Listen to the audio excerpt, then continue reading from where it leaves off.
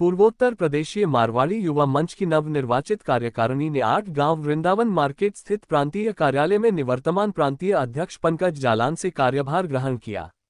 इसी कड़ी में नवनिर्वाचित प्रांतीय अध्यक्ष राज चौधरी, प्रांतीय महामंत्री प्रभात नेमोदिया, उपाध्यक्ष मुख्यालय प्रशांत गोयनका, कोषाध्यक्ष मीतेश सुराना, मंडलीय उपाध्यक्ष मोहित मालू, निवर्तमान अध्यक्ष पंकज जालान व अन्य सदस्यों का 8 गांव स्थित प्रांतीय कार्यालय में प्रवेश करते ही उन्हें तिलक लगाकर तथा पुष्पमाला पहनाकर उनकी अगवानी की गई। नवनिर्वाचित प्रांतीय अध्यक्ष राज चौधरी ने श्री गणेश जी के चित्र के आगे पूजा कर मंच के पूर्व राष्ट्रीय संस्थापक अध्यक्ष स्वर्गीय प्रमोद सराफ के चित्र पर माल्यार्पण किया।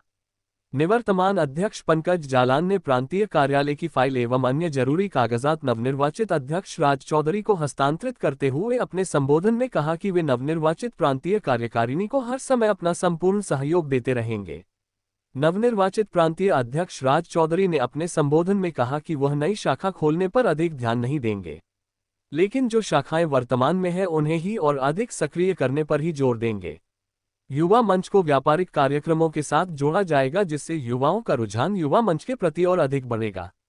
महिला सशक्तिकरण, आत्मसम्मान, डिजिटाइजेशन में युवा मंच को आगे बढ़ना तथा नए चेहरों को आगे बढ़ाने में उत्साहित करना हमारा मुख्य उद्देश्य होगा। गति 4 वर्षों से आयोजित होता आ रहा लुएपोरिया बिहू सम्मेलन को इस बार फैंसी बाजार से बाहर निकलकर बेलेतला क्षेत्र में मायूमा बेलेतला शिखर शाखा के आतिथ्य में 20 जनवरी को रंगमंच नामक मैदान में आयोजित किया जाएगा। इस बार 3 उदय शाखा के सदस्यों को मंडलीय उपाध्यक्ष का दायित्व दिया गया है। इस अवसर पर पूर्व प्रांतीय अध्यक्ष मधुसूदन सिकरिया ने भी अपना संबोधन देते हुए युवा मंच की एकता के बारे में बताया।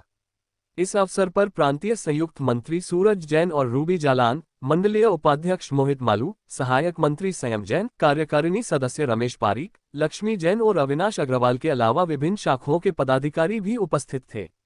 इस अवसर पर पूर्वोत्तर प्रदेशीय मारवाड़ी युवा मंच के प्रांत की प्रथम महिला सुजाता चौधरी, निवर्तमान प्रांतीय अध्यक्ष अरुण अग्रवाल, नवल किशोर मोर, पूर्व प्रांतीय महामंत्री राकेश जैन, पूर्व राष्ट्रीय उपाध्यक्ष राजीव चांदक, प्रांतीय मीडिया सेल के निवर्तमान सलाहकार संपत मिश्र, गुवाहाटी शाखा के पूर्व अध्यक्ष प्रमोद अग्रवाल, राजेश बजाज, अजीत दस्सानी, रवि सुरेखा व अन्य कई सदस्यों को दुपट्टा देकर सम्मानित किया गया। अभिनंदन जो आज इस हैंडओवर सेरेमनी में इस रूप में आए हैं, सचमुच मुझे लग रहा है मेरी शक्ति आज साथ खड़ी है और अगले 2 साल मुझे कोई चिंता नहीं है, क्योंकि एक बड़ी टीम आज यहाँ देख पा रहा हूँ।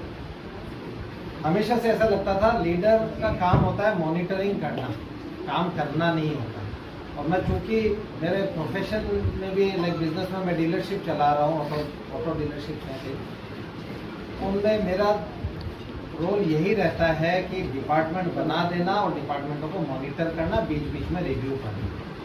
और मेरी टीम के कई सदस्य हैं तो मुझे अगर पहले से भी जानते हैं तो उसी रूप में काम करते आया हूँ।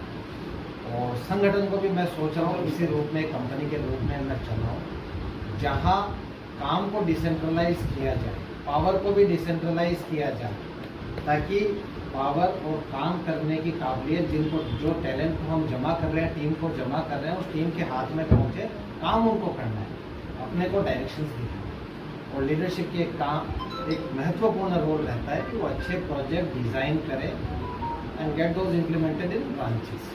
तो मेरी कोशिश ये रहेगी मैं अच्छे नए कुछ प्रोजेक्ट्स लेके आऊँ। पहले से भी शानदार प्रोजेक्ट आते आए हैं, संगठन बहुत मजबूत है और मजबूती की ओर हमें लेके जाना है।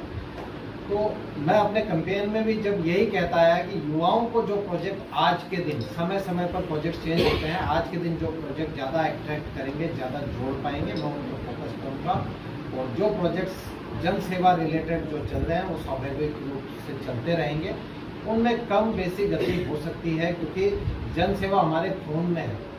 अगर आपका अध्यक्ष प्रेशर दे के किसी से करवाएगा तो कुछ ज़्यादा हो जाएगी, ऐसी बात नहीं है। वो होनी है, होती आई हैं, होती रहेंगी। पर मैं कुछ training sessions related, career counselling related, sports related और एक सबसे अहम बिंदु मैं लेके आया हूँ, जिसका मैंने बगाईगांव में अपने अधिवेशन में अपनी छोटी सी वहाँ 3 मिनट का मौका मिला था, उसमें भी मैंने जिक्र किया था कि जब तक हम व्यापार से जोड़ेंगे नहीं युवा साथियों को, युवा साथी जुड़ेंगे नहीं। तो मेरी कोशिश रहेगी इस बिजनेस समिति को मैं एक नए रूप में लेके आऊँ। और कई समितियाँ हैं जिनमें कन्वेनर्स हुआ करते थे, मैं कोशिश कर रहा हूँ जिनमें ज़्यादा काम पड़ता है वहाँ सिर्फ एक कन्वेनर आज 107 ब्रांच को संभाल पाए, ये आसान नहीं होता है, ये उनके भी टॉर्चर होता है कि चलाएगा, फिर संस्था को भी समय देगा। तो वहाँ हम कईयों की एक समिति बनाएं ताकि उस सेल को स्पेशल बल मिले और काम अच्छा हो।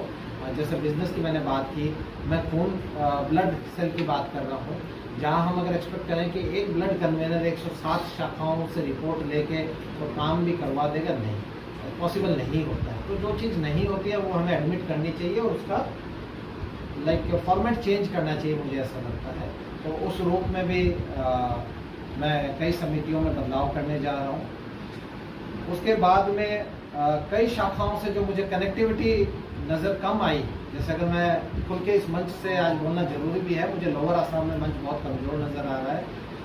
मैंने कई शाखाओं से अभी इन दिनों भी टच किया और काफ़ी जोर रहेगा मेरा लोअर आसाम में, मैं शाखाओं को मजबूत करूँ, वहाँ जो इनएक्टिव शाखाएं पहले उनको एक्टिव करूँ, क्योंकि खाली शाखाओं से फीस मंगा लेना, राष्ट्र में भेज देना इस शाखा को एक्टिवनेस की सर्टिफिकेट नहीं दे देता, अनटिल एंड अनलेस हम उनसे 3-4 प्रोजेक्ट साल के लें।